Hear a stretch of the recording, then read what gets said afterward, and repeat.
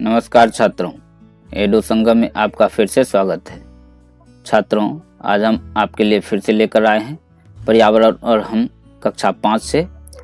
हमारा आज का अध्याय है जंतु जगत, सुरक्षा और संरक्षण। छात्रों, जैसा कि आपको अध्याय के नाम से ही समझ में आ रहा होगा कि इसमें जीव जंतु के सुरक्षा और संरक्षण की बात होगी और इसमें आपने प्रारंभिक कक्षा में एक कहानी पढ़ी होगी जो सिद्धार्थ और देवदत्त के बारे में है। इसी कहानी से इस अध्याय की भी शुरुआत की गई है। तो आइए पाठ्यपुस्तक से प्रारंभ करते हैं। कहानी है, सिद्धार्थ बगीचे में रंग बिरंगे फूलों और पक्षियों को देखकर खुश हो रहा था। अचानक एक हंस उसके सामने आ गिरा। उसे एक तीर लगा था और उसके शरीर से खून बह रहा था। घायल हंस को सिद्धार्थ ने धीरे से उठा लिया। सिद्धार्थ ने उसके शरीर से तीर निकाल दिया और उसके घाव को पानी से धोया। उसने अपने कपड़े को फाड़कर हंस के घाव पर मरहम पट्टी की। उसी बीच उसका चचेरा भाई देवदत्त तीर धनुष लिए आ धमका। देवदत्त ने कहा, तुम मेरे हंस को छोड़ दो, यह हंस मुझे दे दो, मैंने उसे तीर से गिराया है। सिद्धार्थ ने देवदत्त को हंस देने से इनकार कर दिया। सिद्धार्थ ने कहा, ऐसा करो, हम लोग राजा के दरबार में चलते हैं, वहीं इसका फैसला हो जाएगा। देवदत्त ने कहा, चलो राज दरबार, हंस तो मेरा ही है, फैसला मेरे हक में ही होगा। अब आप बताइए कि यह हंस किसे मिलना चाहिए और क्यों। छात्रों, आप निश्चित रूप से आपका उत्तर होगा हंस सिद्धार्थ को ही मिलना चाहिए क्योंकि उसने हंस की जान बचाई। आगे देखते हैं। सिद्धार्थ राज दरबार में हंस लिए पहुंचा और देवदत्त तीर धनुष लिए। राजा ने पूछा, क्या बात है, तुम लोग यहाँ क्यों आए हो। देवदत्त ने कहा, सिद्धार्थ ने मेरा हंस ले लिया है, मैंने इसे तीर मारकर गिराया था। सिद्धार्थ ने कहा, महाराज, मैंने घायल पड़े हंस को बचाया है। महाराज शुद्धोधन ने कहा, प्रश्न यह है कि किसी की जान बचाना अच्छा है या जान लेना। मंत्रीगण एक स्वर में बोले, जान बचाना। महाराज ने न्याय किया। सिद्धार्थ ने हंस की जान बचाई है, इसलिए हंस सिद्धार्थ को दे दिया जाए। अब आप बताइए, सिद्धार्थ और देवदत्त में कौन महान था और क्यों। छात्रों, आपका उत्तर निश्चित रूप से यही होगा कि सिद्धार्थ और देवदत्त में से सिद्धार्थ ही महान था क्योंकि उसने हंस की जान बचाई थी। और आगे चलकर यह बात सिद्ध भी हुई कि सिद्धार्थ महान था क्योंकि यही सिद्धार्थ आगे चलकर गौतम बुद्ध के नाम से प्रसिद्ध हुए। जबकि देवदत्त इस कहानी में हंस को एक तीर मारने वाला पात्र से आगे नहीं बढ़ सका। इसके बारे में और कोई कुछ नहीं जानता। आगे बढ़ते हैं। क्या आपने कभी किसी जंतु की जान बचाई है? कैसे? तो यह आपके अपने अनुभव के आधार पर इसका उत्तर होगा।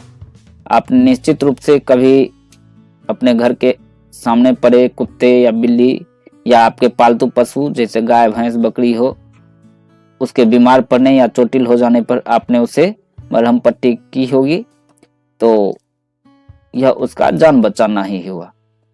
आप इसका उत्तर दे सकते हैं। आगे बढ़ते हैं। आगे है जंतु आधारित जीविका।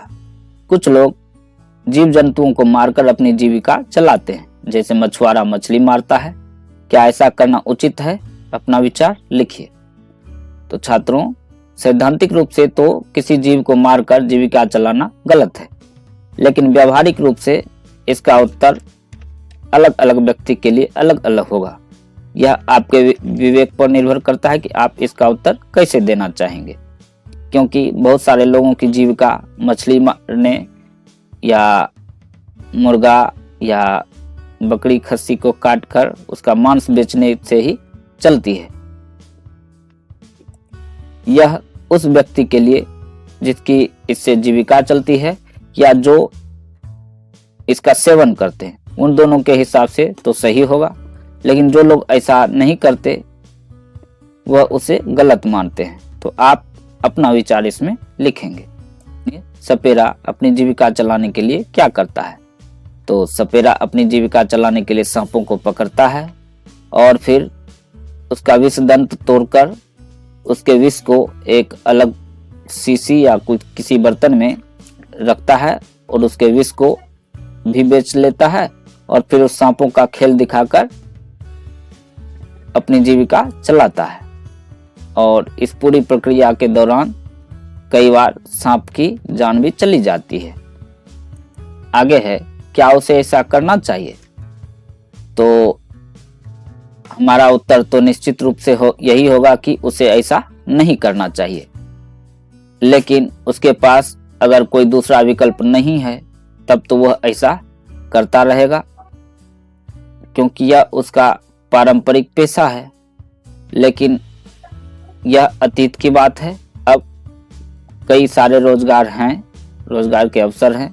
वह दूसरा उद्योग धंधा कर सकता है, दूसरा काम कर सकता है आजीविका चलाने के लिए। अब उसे ऐसा नहीं करना चाहिए। आगे देखते हैं। हमने देखा कि सपेरा सांप को पालकर अपनी जीविका चलाता है। क्या आप भी किसी पशु पक्षी को पालते हैं? उसका रखरखाव कैसे करते हैं?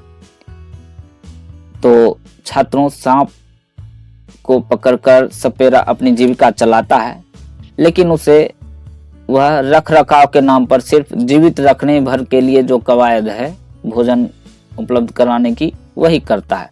उसके अलावे उससे ज्यादा मतलब नहीं होता। बीमार पड़ जाने पर या उसके आजीविका में सहायता करने योग्य जब वह नहीं रहता है तो उसे छोड़ देता है जंगल में, चाहे वह जीवित रहे या मर जाए, उससे सपेरा को ज्यादा फर्क नहीं पड़ता है। लेकिन बाकी लोग जो अन्य पशु पक्षियों को पालते हैं, जैसे गाय भैंस तो या कुत्ते बिल्ली, तो इनका रखरखाव करते हैं। उसे समय समय पर दवाई देते हैं, भोजन देते हैं, उसकी सुरक्षा करते हैं। और ये सारे अनुभव आपको होंगे। आगे है, जिन जंतुओं को पाला जाता है उसकी सूची बनाइए। आप अपने आसपास देखिए किन किन जंतुओं को लोग पालते हैं। इसमें गाय भैंस, कुत्ता बिल्ली, मुर्गा मुर्गी, तोता, बकरी इत्यादि हैं। जंतुओं को क्यों पाला जाता है, अपने साथियों के साथ चर्चा करके तालिका में भरिए। तो इसमें जंतुओं के नाम है और दूसरी तरफ पालने के कारण है। इसमें मछली अगर लिखते हैं तो मछली खाने के लिए प्रयोग होता है, पाला जाता है भोजन के उद्देश्य से। मुर्गा मुर्गी बतख इत्यादि भी भोजन और अंडे, उसका मांस और अंडे के उद्देश्य से ही पाला जाता है। कुत्ते बिल्ली को लोग शौक से पालते हैं।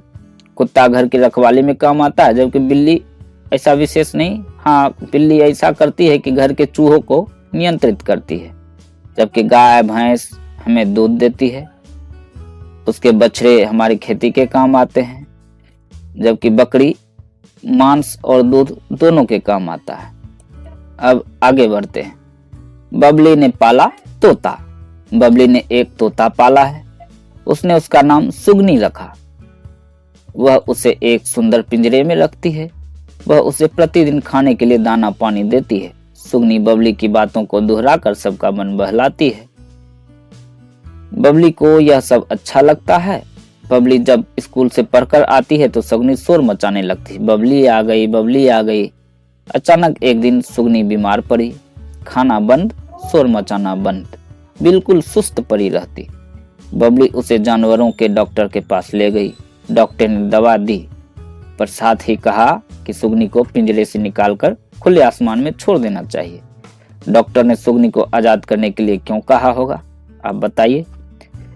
क्योंकि डॉक्टर का मानना यह होगा कि पक्षी जो कि खुले आसमान में स्वच्छंद विचरण करती है, वह पिंजरे में रहने के कारण ही बीमार पड़ गई। दूसरा, डॉक्टर का यह उद्देश्य भी रहा होगा कि किसी जानवर को बांध कर नहीं रखना चाहिए, इसे इसी बहाने आजादी दिलवा दी जाए। आगे देखते हैं। क्या आपको ऐसा लगता है कि सुगनी को पिंजरे से आजाद कर देना चाहिए? क्यों? तो अब आप बताइए कि आपके पास अगर तोता है तो आप उन्हें पिंजरे से आजाद करना चाहेंगे? हाँ या नहीं, इसका जवाब दीजिए। अगर नहीं में उत्तर देते हैं तो इसलिए क्योंकि वह आपको अच्छा लगता है। उसे पालने से वह रट्टा मारकर जो बोलता है तो उसे मनोरंजन होता है। और अगर हाँ आजाद कर देना चाहिए, तो क्योंकि वह स्वच्छंद विचरण करने वाला पक्षी है, खुले आकाश में ही उसे मन लगता है। हम भी आजाद रहना चाहते हैं, इसलिए इसे भी आजाद कर देना चाहिए। किसी जीव को बांधकर छोटे से पिंजरे में नहीं रखना चाहिए। आपको उत्तर मिल गया होगा।